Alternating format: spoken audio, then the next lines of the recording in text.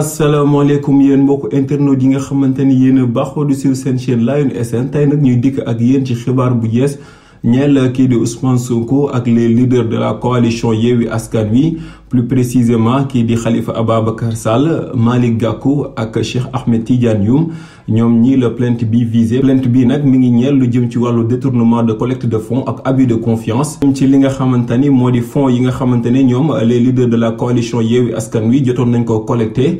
ci jamonoy campagne bi ngir mën a dérouler à bien leur campagne électorale financé ko ndax ñëpp xam nañ ni campagne dafay laaj ay moyens. ci loolu nag ñu demandé woon benn collecte de fonds sénégalais yi daal di participer woon en masse. ci loolee nag la ñu xam le ni dañ leen cee porter plainte ndax ñoom dañoo jàpp ni xaalis boobu dañ koo détourné waaye yi dañ cee def li nga xamante ni moo di abus de confiance. lii nag suñu naataangoo yi nekk ci journal L'Exclusif ñoo ko dal di xamle. ñu ñuy xamal ni sax ba tey ci yéenekaay bi ne juge 8e cabinet d'instruction moom daal moo yor dossier bi. ñoom nag leader yi ñu ngi leen di toppee somme bi toll ci 500 millions de francs. mu nekk alal ju takku boo xamante ne ñoom leader yi daal di nañu nag joxe ay pièces justificatives daal di koy jébbal ñooñee di 8e cabinet bi waaye rek mu mel ni partie civile bi ñoom dañu ne justificatif bi daal leerul ci seen i bët. tax na sax d'après journal bi di Exclusif mbir mi daal dina am ay dénouement ci kanam a kanam dina am yu ci gën a leer. ak lu ci mënti am rek ñoom leaders yi daal nañ leen accusé d'après le journal L'Exclusif. ñu leen di laaj nag yéen suñu mbokk internet la ngeen xalaat ci mbir mi ndax dossier bi dafa nekk rek loo xamante ni politique moo ko lal